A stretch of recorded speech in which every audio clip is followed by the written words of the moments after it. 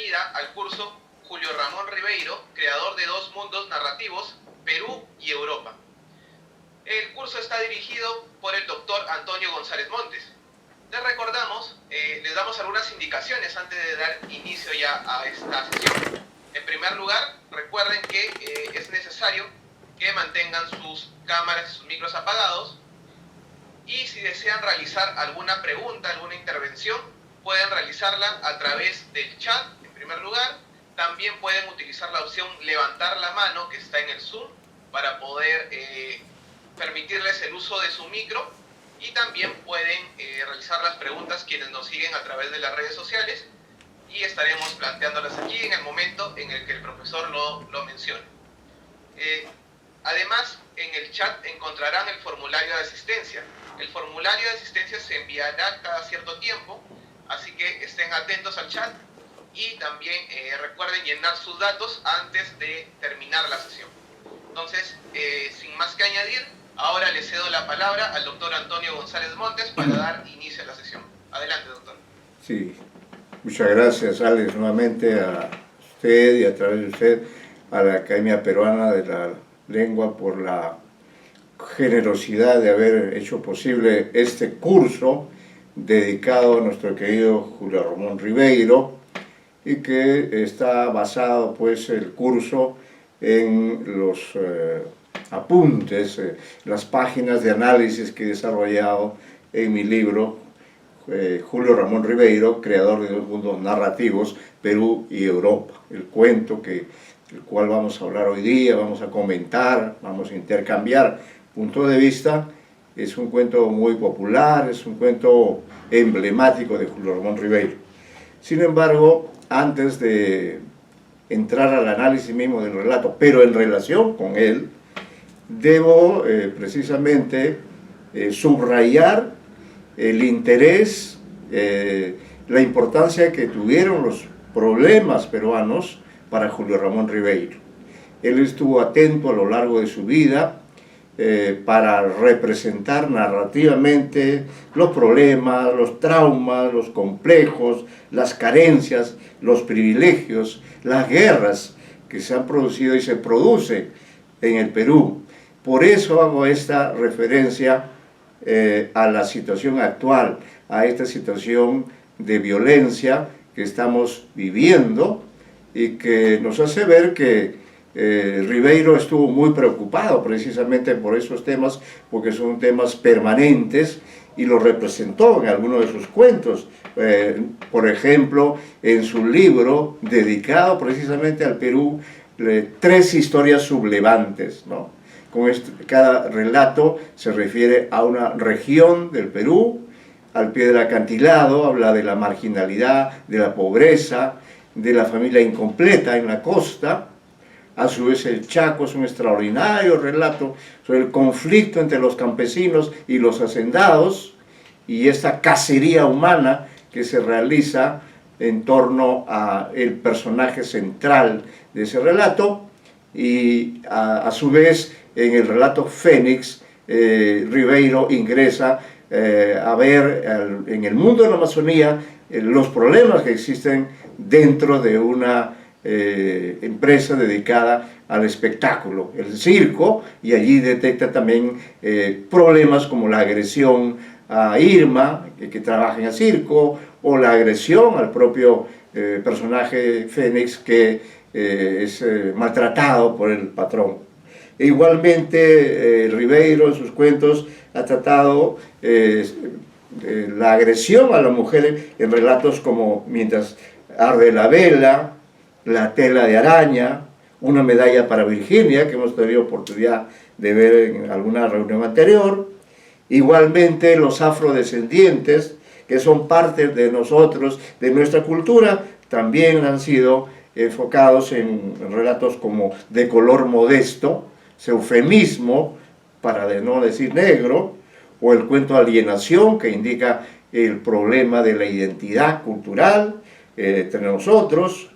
Los peruanos originarios o los indígenas, como se suele decir, también han sido materia de importantes relatos como La piel de un indio no cuesta caro, una descarnada historia acerca de efectivamente cómo el valor de una vida humana está en función del color de la piel o de la clase social. Eso es lo que ocurre en el Perú hasta hoy. Está pasando en estos días en que también se están produciendo muchas historias sublevantes que sin duda hubieran dado pie a que Ribeiro trabaje también estos problemas del Perú del siglo XXI, y estos problemas vienen desde el siglo XX.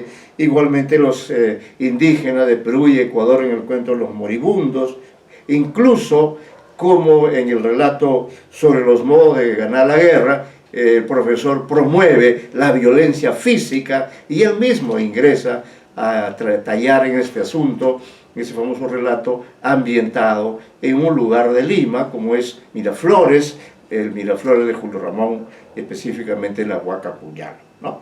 Muy bien, eso entonces nos indica que siempre en Ribeiro hubo esta preocupación permanente. Los problemas del Perú le dolían y una forma de hacer catarsis, podamos decir así, era precisamente desarrollar estas historias. He mencionado solo algunas, pero en todas ellas encontramos el drama humano en las narraciones de Ribeiro. Desde ese punto de vista, Silvio en Rosedal es una suerte de excepción, es una suerte de relato en el que también, por cierto, hay conflictos, pero de otra naturaleza. Creo además, como un añadido para todos los lectores, que Ribeiro, en este maravilloso cuento que vamos a comenzar a ver, trabajó a partir de una prosa apátrida, o en todo caso yo encuentro que este relato maravilloso que es Silvio en Rosedal es producto de esta clave que utiliza Ribeiro, que dice textualmente lo siguiente.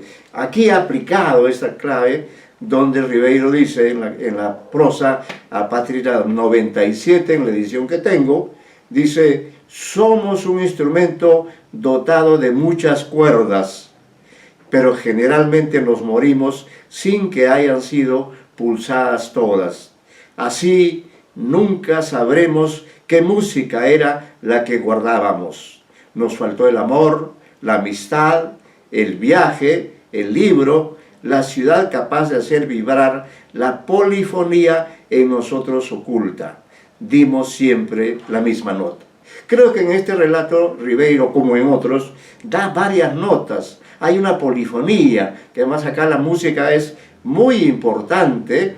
Entonces eso hace que el relato suponga una digresión, por ejemplo, con respecto al realismo de otros relatos, pero al mismo tiempo significa una apertura, un enriquecimiento de lo que Ribeiro puede ofrecernos con respecto a la realidad peruana en tanto mundo pasible de representación narrativa, como lo hizo Ribeiro a través de su obra que hemos tenido oportunidad de manejar en este curso de la Academia Peruana de la Lengua.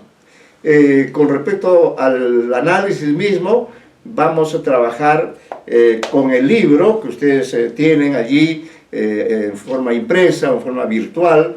Preferimos leer, pero es una lectura comentada para que no se pierda ningún detalle, porque además hay algunos aspectos que he anotado también aquí que dan prueba de la grandeza, de la trascendencia de este cuento. En algún momento me he permitido, y creo que está en el texto, pero me adelanto por si no estuviera, creo que hay alguna intertextualidad entre este cuento y un personaje importantísimo de la novela Cien años de soledad, ¿no? Es el personaje de Mauricio Babilonia, el famoso antropófago, ¿no? Igualmente veo también una intertextualidad entre el personaje Silvio Lombardi y otro personaje protagónico de la novela El amor en los tiempos del cólera. Y así hay otros aspectos que he podido señalar que están en el libro, o en todo caso que son observaciones que estoy haciendo siempre mi condición de lector. Pero para que no perdamos de vista la narración en sí misma, voy a permitirme leer solo el primer párrafo de la versión propia de Ribeiro, para que se vea también de este modo cómo comienza el relato, cuál es la estrategia que utiliza. La estrategia está centrada, o sea, ustedes, queridos lectores, amigos, que el inicio de la historia tiene que ver con la casa, ¿no? Con el rosedal. Entonces no se ingresa a través de la mirada o de la escena de un personaje, sino de la casa. Este es un elemento importante a partir del cual se desarrolla la historia. Y como ese aspecto también está plasmado en el libro, entonces después de leer este párrafo, haremos ya la lectura de nuestro texto, tratando de comentar en algún momento, detenernos, para que luego de la exposición leída podamos seguir conversando acerca de Silvio en el Rosedal, que, como se ha señalado, es un relato que ha generado muchas expectativas, ha generado muchas expresiones de júbilo, de placer estético, por lo que logra Julio Ramón Ribeiro en este relato. Observen, el inicio es aparentemente el de un cuento en el que la descripción es el elemento dominante. Dice: el Rosedal era la hacienda más codiciada del Valle de Tarma, no por su extensión, pues apenas llegaba a las 500 hectáreas, sino por su cercanía al pueblo, su feracidad y su hermosura. Los ricos ganaderos tarmeños, que poseían enormes pastizales y sembríos de papas en la alta cordillera, habían soñado siempre con poseer ese pequeño fundo, donde, aparte de un lugar de reposo y esparcimiento, podrían hacer un establo modelo capaz de surtir de leche a todo el vecindario.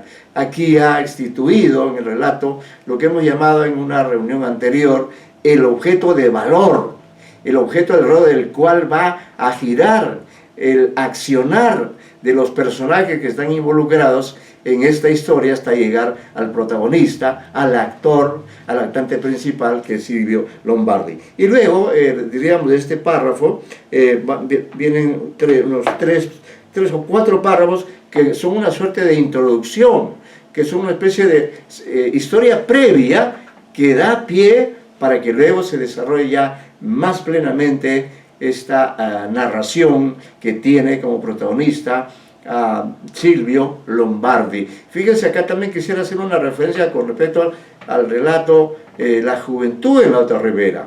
Hay semejanzas en el sentido de que cada protagonista tiene un objeto de valor, un objeto de deseo. En la reunión anterior hablábamos de que para Plácido Guamán ese objeto de deseo que él alcanzó, pero luego perdió otro objeto más importante que era la vida, ese objeto de valor era París, en toda su extensión, todo su esplendor universal. En este relato el narrador instituye lo que será, lo que es desde ya ese objeto de valor.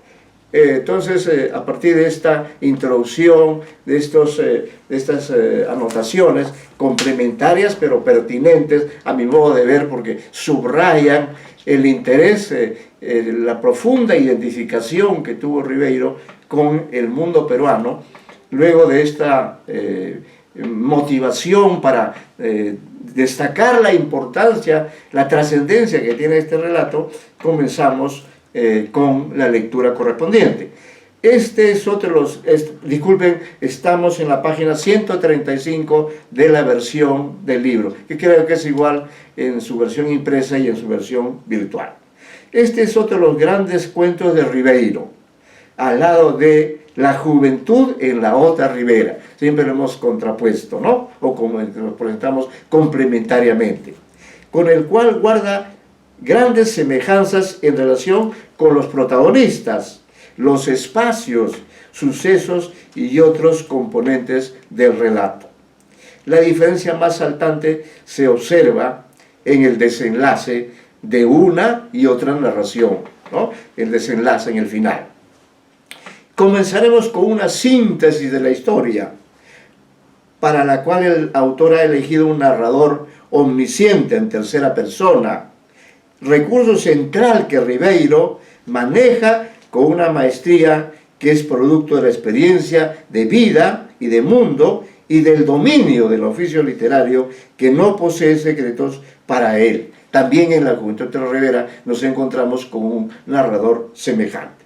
La fábula, ¿sí?, la trama en sí es sencilla, como el primer párrafo, pero original, y gira alrededor de las estrechas relaciones entre un personaje y una gran casa hacienda, cercana a la ciudad serrana de Tarma, perteneciente al departamento de Junín, ubicada por tanto en la región andina central.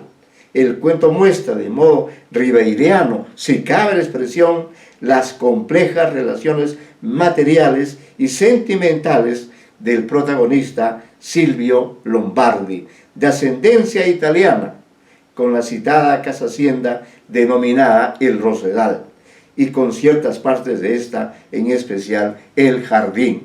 De todos los relatos de Ribeiro, ambientados en la sierra, diríamos que este es el más relevante desarrollado en la región andina, que por cierto Ribeiro conocía Ayacucho, seguramente otras zonas, pero decidió artísticamente desarrollar esta historia, que debe tener antecedentes sin duda, pero acá nos estamos centrando ya en el producto acabado, en el relato en sí. Bien, el inicio de los vínculos especiales entre un ser humano, Silvio Lombardi, y una propiedad inmueble, la casa hacienda, tiene como antecedente el que dicha propiedad perteneció a Carlos Paternoster, un hacendado italiano. Dice, por este lado, la insistencia en los nombres italianos, quien poco antes de morir la vende no a uno de los muchos propietarios tarmeños que mostraban interés en adquirirla por una serie de ventajas, entre ellas su cercanía a la ciudad de Tarma, sino a un compatriota suyo, Salvatore Lombardi, quien vive en Lima, ¿no?, dedicado a otras actividades económicas, pero que por razones de salud decide dejar la ciudad y por ello vende sus bienes, junta la cantidad contante y sonante que pedía Paternoster, y de ese modo deviene el flamante dueño de la casa hacienda, más admirada y deseada por los propietarios de esa zona dedicada a las prósperas labores de la ganadería y la agricultura. Aquí vemos también otra diferencia. En otros relatos el protagonista migra de la sierra a la costa, ¿no?, o de Lima a París. En este caso es al revés de lo habitual, es decir, los personajes migran desde Lima hacia la sierra hasta llegar al Rosedal. Salvatore Lombardi nunca había estado en la sierra. Ojo, para él era también una novedad, para el padre del protagonista, pero por el clima favorable a su alicaída salud, optó por irse a vivir a esa alejada región. En efecto, se mudó al Rosedal y dejó encargado a su único hijo, Silvio Lombardi, el cuidado de los bienes que poseía en Lima. Hasta ese momento Silvio todavía no ha entrado a ser el protagonista. Cabe agregar que los vínculos entre padre e hijo no fueron muy buenos, porque el primero de ellos condenó al segundo. Esto es importante también, desde su juventud a que se dedicara a atender el negocio de la ferretería, para lo cual incluso lo obligó a abandonar los estudios y el aprendizaje del violín, instrumento que el hijo amaba con especial intensidad, ¿no? Entonces, este aspecto también de la relación entre los personajes, entre el padre y el hijo, es algo que ha tratado Ribeiro, y ahí lo decimos señalamos algunos relatos como Al pie del acantilado. Recordarán ustedes que tiene el protagonista 2 hijos y uno de ellos muere. Igualmente en La botella de chicha, Páginas de un diario, Las botellas y los hombres, etc., ¿no?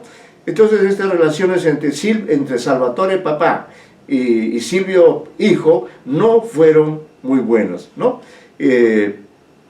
Sin embargo, a pesar que el primero en ir fue Salvatore, el padre, sin embargo fue muy breve el tiempo en que Salvatore vivió en el Rosedal.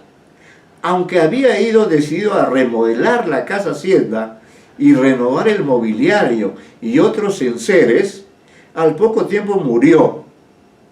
Y su hijo Silvio, que tampoco había viajado jamás a la sierra, se vio en la necesidad de ir hasta ese remoto lugar para recoger el cadáver de su padre y traerlo de vuelta a Lima para su entierro, ¿no? Esa circunstancia que el azar lleva a que Silvio viaje hasta ese lugar. Si bien ese primer viaje fue rápido, Silvio tuvo oportunidad de conocer y apreciar las instalaciones del Rosedal, pero como a sus 40 años no le resultaba muy atractivo asumir de súbito la administración de un inmueble tan grande y con tanta producción y personal que trabajaba allí, consideró la posibilidad de vender su propiedad y renunciar de la obligación de ocuparse de ella. Una reflexión posterior lo hizo cambiar de parecer y pensó que debía conservarla y nombrar un administrador que se encargara de la marcha del bien. Los bienes son muy importantes en la vida de los seres humanos, ¿no? Sobre todo si se trata de una casa. Para ejecutar sobre el terreno las medidas adecuadas, el hijo del inmigrante italiano, fallecido, se trasladó nuevamente al Rosedal y en esta oportunidad sí pudo apreciar el valor arquitectónico y artístico que poseía ese lugar del cual se había vuelto propietario por ser descendiente de Salvatore Lombardi. O sea, por el azar de la muerte del padre, él se convierte en propietario. Es a partir de este encuentro y descubrimiento que comienzan plenamente las relaciones de acercamiento y de compenetración que se producen entre un ser que está en la madurez de la vida, tiene 40 años, que sin embargo no ha encontrado un sentido a su existencia. Eso es un dato importantísimo. Y una propiedad que poco a poco se transforma en el objeto de deseo o de valor de este protagonista que había pasado toda su vida en Lima. Y gracias a haber renunciado a morar en la ciudad capital y optado por fijar su residencia en ese lugar idílico, Silvio no solo llegó a apropiarse, hemos entrecomillado la expresión, no solo llegó a apropiarse del valor económico y de la valía espiritual y simbólica de su nuevo hogar, sino que se sintió con el ánimo para realizar una serie de acciones importantes que le dieron grandes emociones. Examinó el Rosedal y descubrió el significado de este. Ofreció un concierto de violín a sus vecinos. Llegó a enamorarse de su sobrina Roxana y le organizó una gran fiesta para celebrar sus 15 años. De ese modo se integró a ese mundo de hacendados dedicados a la agricultura, a la ganadería y a disfrutar a su manera de los placeres de la vida, ¿no? Y hemos adelantado ya los principales acontecimientos y ahora volvemos para establecer, para graficar el modelo actancial tal como lo hicimos en la oportunidad anterior, ¿no? Cuando señalamos que íbamos a utilizar este modelo actancial, que es un elemento comprensible, es un modelo creado por Greimat, un experto francés en este campo, y aquí aplicamos porque nos parece pertinente, eso es lo que también queremos señalar y compartir con los lectores, que es la pertinencia del relato con respecto al modelo, el que hace posible esta conjunción. Decimos, consideramos pertinente realizar el análisis de este relato con el auxilio del modelo actancial ideado por Greimas, como parte de su método semiótico de examen de textos narrativos de naturaleza verbal, cuentos literarios, o extraverbal, relatos cinematográficos, cómics, etc. Además, este cuento Ribeiro ofrece aspectos interesantes en relación con las ventajas de emplear el citado modelo. Como también lo señalamos más adelante al examinar otro gran texto narrativo de nuestro autor, La juventud de Navata Rivera, que ya hemos analizado, el dispositivo metodológico escogido para empezar a producir un conocimiento sobre el objeto de estudio propone al exégeta, es decir, al que analiza, una visión de conjunto del desarrollo de las acciones realizado por los actantes, es decir, los actantes son nombre narrativo de los actores o personajes, que se insertan en una estructura que determina el sentido de su participación en la historia en marcha desde su inicio hasta su desenlace. Ingresemos a trabajar con el modelo actancial y al hacerlo tendremos ocasión de ir definiendo el perfil de cada uno de los actantes y el funcionamiento de la estructura en su conjunto, porque dicho modelo es un sistema en el que existe en cada instancia una interacción e intertextualidad que involucra a todos los elementos que forman parte de él. Tomando en cuenta la presentación de la historia que hemos efectuado meses atrás, cabe señalar que el actante más importante y el que desencadena el desarrollo de los hechos registrados por el narrador es el objeto de deseo o de valor, que en el caso de Sylvain Rosedal, y ahí ponemos las siglas solamente, es la casa hacienda El Rosedal, que si bien no es un ente viviente, sino una propiedad inmueble, reúne todos los requisitos para ser considerado en el plano discursivo un actor y en el plano seminarrativo un actante. Es decir, y esto ocurre en la literatura habitualmente, los objetos, los bienes, muebles o inmuebles, adquieren un protagonismo no solamente en los cuentos fantásticos, sino incluso en los propios cuentos realistas, como es el caso de Silvio en El Rosedal. Quizás sea conveniente también detenernos en los conceptos que acabamos de enunciar. Con respecto a la noción de actor, se entiende que este es un ser que posee un nombre o sobrenombre, ocupa un lugar determinado en el espacio y en el tiempo, dimensiones en las que existimos todos los seres y cosas que somos parte de la realidad, un término de imprecisa significación, pero que se emplea.